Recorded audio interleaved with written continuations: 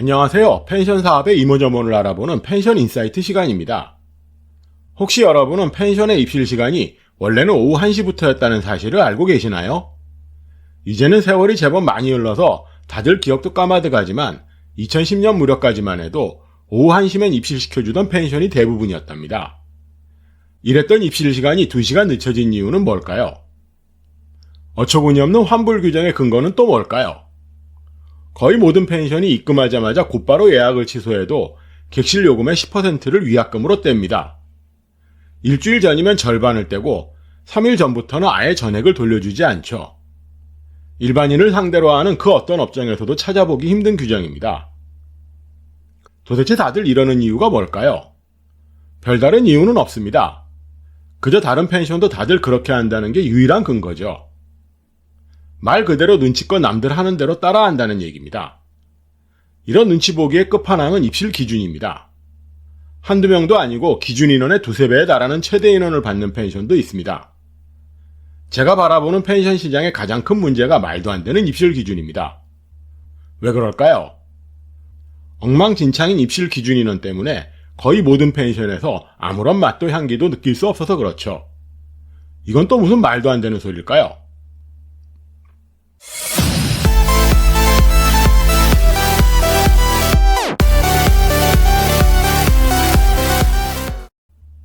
솔직히 다른 블로거나 유튜버들처럼 눈 똑바로 뜨고 내가 말하는 대로만 하면 반드시 성공한다고 딱 부러지게 얘기할 수 있었으면 좋겠다는 생각을 자주 합니다. 하지만 파면 팔수록 어려운 게 펜션 사업이더군요. 저도 남들 못지않게 경력을 쌓아왔지만 시간이 흐를수록 시장과 소비자들의 변화를 쫓아가기도 바쁩니다. 제가 제일 싫어하는 단어가 컨설팅입니다. 수없이 쏟아지는 자기계발서처럼 현실적인 해법보다는 또 다른 의문과 막연한 고민만 잔뜩 떠안기는 경우가 많아서 그렇습니다. 자기계발서의 서술 방식은 대충 이런 식이죠. 자신의 주장을 뒷받침하는 근거로 성공한 인물이나 사례부터 늘어놓습니다. 그런 다음 그런 인물들이나 사례들의 성공 비결을 하나씩 풀어내죠. 읽는 동안은 그럴듯한 얘기처럼 들리지만 책을 덮는 순간 머릿속에 남는 건 의문뿐입니다. 성공한 사람을 따라하고 싶어도 살아온 배경이나 내가 처한 환경이 전혀 다르기 때문에 과연 성공할 수 있을까 싶은 고민만 남습니다. 펜션에 관한 문제도 마찬가지죠. 어디 펜션 아세요라며 말문을 여는 전문가들을 여러 보았습니다. 그런 다음 그런 곳들의 특징을 주르르 훑은 다음에 이렇게 하면 성공합니다라고 얘기를 마치죠. 이런 얘기를 들을 때마다 머릿속을 맴도는 의문이 있습니다. 저 사람은 어디 펜션과 어떤 관련이 있을까? 자기가 운영하고 있다는 소릴까? 아니면 자신이 말한 방법으로 만들었다는 얘기일까?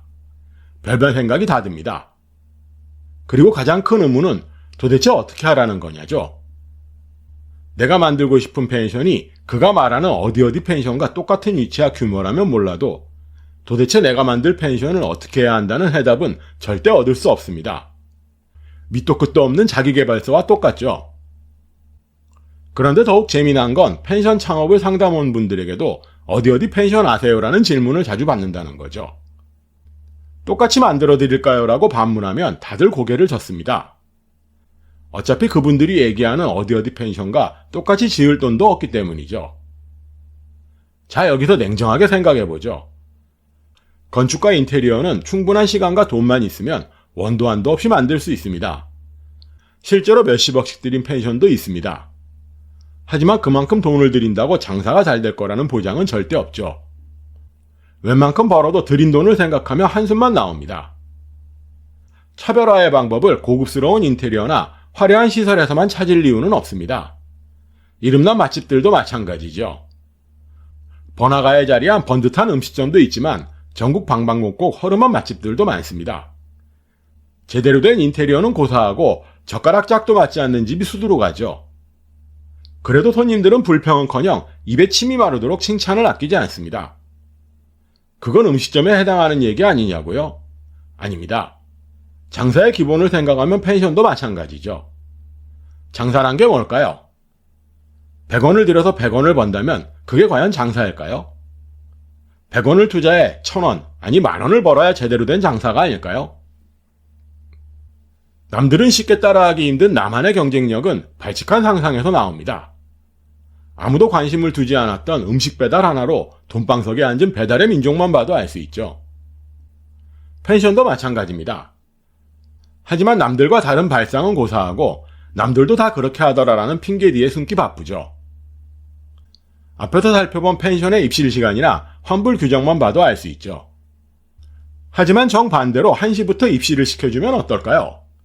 설레는 마음으로 펜션에 갔지만 입실 시간 전이라고 문전박대 당해본 경험이 있는 손님들은 다들 반색할 얘기죠. 요즘은 전국 어디나 4-5시간이면 갑니다. 심지어 입실 시간에 맞춰 느긋하게 점심 무렵에 출발하는 사람은 거의 없습니다. 환불 규정도 문제가 많습니다. 당일도 아니고 열흘 전에 취소해도 위약금을 물리는 펜션이 곱게 보일 리 없죠. 당신이 예약해둔 바람에 다른 손님을 받지 못했으니 위약금은 당연하다는 게 펜션의 입장이라면 기껏 예약한 펜션을 어쩔 수 없는 사정으로 취소하는 손님들 마음은 오죽할까요? 하지만 모두가 이런 건 아닙니다. 장사가 잘 되는 펜션들은 예약 당일에 취소해도 전액을 고스란히 돌려주죠. 그리고 안타까움을 표하며 예약금을 돌려주면 멀지 않은 날짜에 반드시 다시 예약한다는 사실을 잘 압니다. 지난 포스팅에서 펜션은 손님이 아니라 내가 왕이 되어야 하는 사업이라고 얘기했었죠. 하지만 왕이라는 표현을 곡해하면 곤란합니다. 너그러운 아량을 베풀 줄 알아야 제대로 된 왕 대접을 받습니다. 아마 펜션을 운영하고 계시는 분이라면 이런 얘기가 조회수나 올리려는 얄팍한 수작처럼 들리실지도 모르겠네요. 입실 시간을 당기고 예약이 취소되어도 객실 요금을 고스란히 돌려주면 영업에 도움이 되냐고 되물으실 수도 있겠죠. 물론 그렇게 한다고 당장 눈에 띄는 성과를 올리기는 힘들지도 모릅니다. 저도 펜션을 운영하면서 개고생을 해봤기 때문에 여러분의 마음을 잘 압니다. 입실 시간을 당기는 일조차도 현실적으로는 힘들죠. 하지만 뒤집어서 생각하면 아예 불가능한 일도 아닙니다. 비록 옛날 얘기긴 하지만 1시 입실이 가능했던 시절도 있었죠.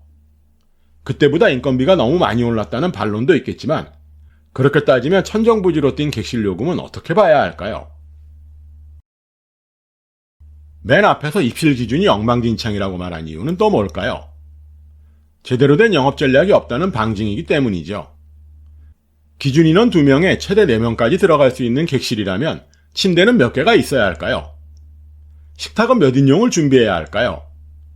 당연히 트윈베드와 4인용 식탁이 있어야 하지만 거의 모든 펜션이 2인용 식탁에 침대 하나만 덜렁 있습니다. 이게 영업 전략과 무슨 관계가 있을까요?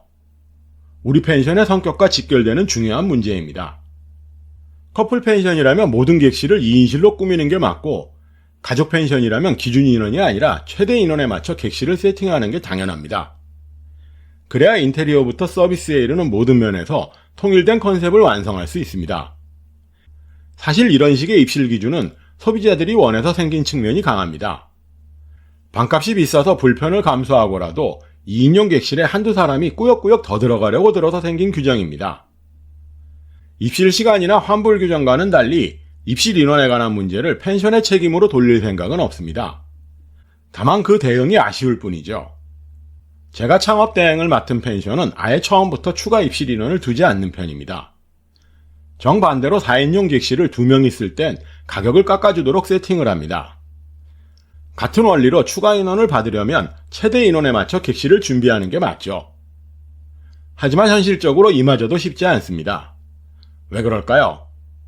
애당초 2인실로 설계한 객실에 침대 하나를 더 넣기도 힘들고 4인용 식탁이 들어갈 자리도 없기 때문이죠. 그렇다면 대안은 뭘까요? 간단합니다. 객실 크기나 구성에 맞춰 입실 기준을 바꾸면 됩니다. 하지만 선뜻 이럴 수 있는 펜션도 드뭅니다. 지금껏 그래왔고 여태껏 아무런 문제가 없었다고 여기기 때문이죠. 아마 이 얘기에도 발끈하실 분이 계실지 모르겠네요. 다른 펜션도 다들 그런데 도대체 뭐가 문제냐고 말이죠. 맞습니다. 입실 시간이나 환불 규정과 마찬가지로 입실 기준을 바꾼다고 당장의 큰 변화는 없을 겁니다. 하지만 저 역시도 되묻고 싶네요. 남들이 다 그렇다면 장사가 안 된다는 푸념도 멈춰야 합니다. 어차피 그렇게 하고 있는 남들도 장사가 안 되긴 매한가지니까요. 솥을 걸었던 자리만 바뀌어도 맛이 변한다는 말이 있죠. 멀쩡히 장사가 잘 되던 식당이 자리를 옮겨 손님이 줄어든 걸 빗댄 얘기죠. 펜션도 마찬가지입니다.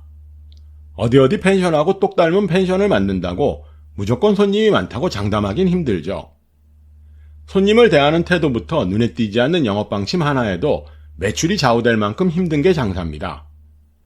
새로 펜션을 차리려는 분들도 그저 남이 만든 펜션의 겉모습만 바라보면서 엉뚱한 상상의 나래를 펼쳐선 곤란합니다. 그런 펜션의 내면에는 어떤 특징이 숨어 있는지 곰곰이 찾아봐야 합니다. 펜션을 운영하고 계신 분들께도 당부드립니다. 저도 여러분의 고충을 잘 압니다. 새로 생긴 펜션들에게 밀리고 손님들에게 치이는 일상이 계속되다 보면 맨 처음 문을 열었을 때의 열정 따윈 사라지기 십상이죠.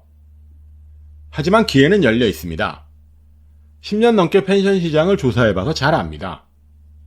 약간의 새 단장과 새로운 서비스 몇 가지만 마련되면 신축 풀빌라 못지않게 장사가 잘 될 오래된 펜션들은 발에 차일 정도로 많이 보았습니다. 오히려 복고풍이 유행하는 요즘 추세로 보면 흔해 빠진 풀빌라보다 값어치가 높은 숨은 보석들이 사방에 널렸죠. 요즘 유행하는 감성 숙소? 별거 없습니다. 이미 무르익을 대로 무르익은 정원과 고풍스러운 분위기만 잘 살리면 됩니다. 새로 문을 여는 감성 숙소 따윈 감히 흉내내기 힘든 복고풍 정치도 어렵지 않게 만들어낼 수 있다는 소리죠. 다만 지금껏 해오던 관성에서 벗어나지 못한다는 게 유일한 걸림돌입니다. 지금까지의 경험을 바탕으로 약간의 변화만 주어도 지금과는 다른 일상을 누리실 수 있을 거라고 감히 장담합니다. 저도 경치 좋은 바닷가에 근사한 수영장 하나만 만들면 대박이 난다거나 방마다 월풀을 두면 예약이 메어 터질 거라는 얘기만 할 수 있었으면 좋겠습니다. 그렇다면 굳이 밤을 새워 펜션 홈페이지나 뒤지는 고단한 일상에서 벗어날 수 있겠죠.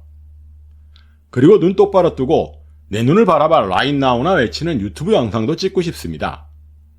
하지만 그럴 깜냥도 없고 펜션 사업이라는 게 그리 간단치 않아서 그런 날은 절대 오지 않을 거라는 걸 잘 압니다. 여러분 생각은 어떠신지요?